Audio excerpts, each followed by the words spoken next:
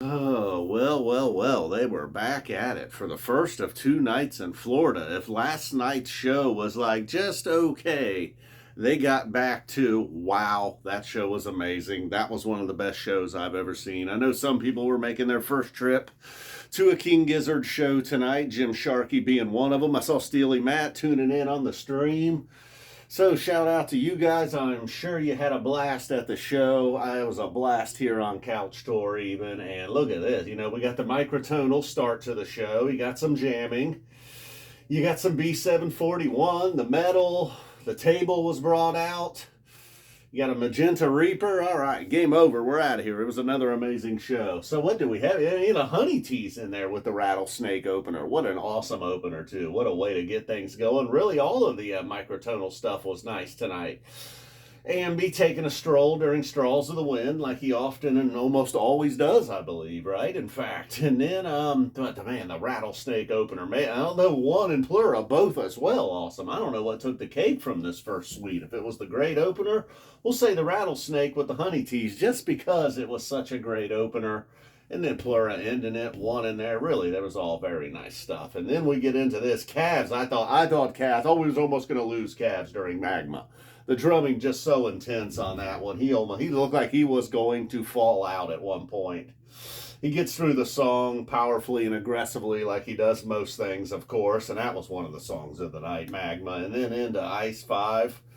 Woo! And right there at the beginning, Stu, it seemed like almost blew the lyric. Like he didn't know, he almost sang the wrong song, or he was messing around with his guitar. He's always has some kind of issues with that guitar.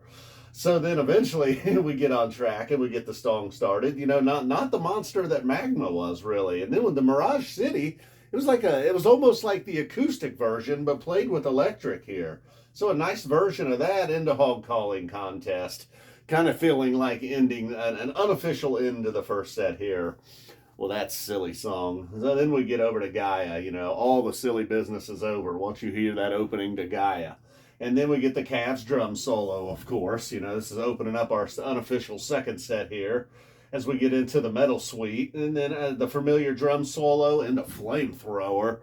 And then back properly into Gaia for a finish. Into Supercell, Mars for the Rich. And all this just ripping through of this. Nothing, extraordinary here. Just once again, trying to kill Cavs, apparently. I don't know how that guy does it. Some pina coladas were brought out for the crew at one point. And Joey making the right decision, taking one drink and giving it to the crowd. The Gamby was looking around for maybe, can I get another one of those? Our guy Cass had to slam his, of course. I don't know what Cookie did, man. Cookie seems like a sipper, perhaps. We'll see. I don't know. I have to go back and check on the replay. Keep an eye on Cookie's pina colada. So then we get, all right, Nathan makes his arrival for Swan Song set. Kind of Magenta Mountain, really. Amby was like, I was promised a Grim Reaper. I'm getting a Grim Reaper in here.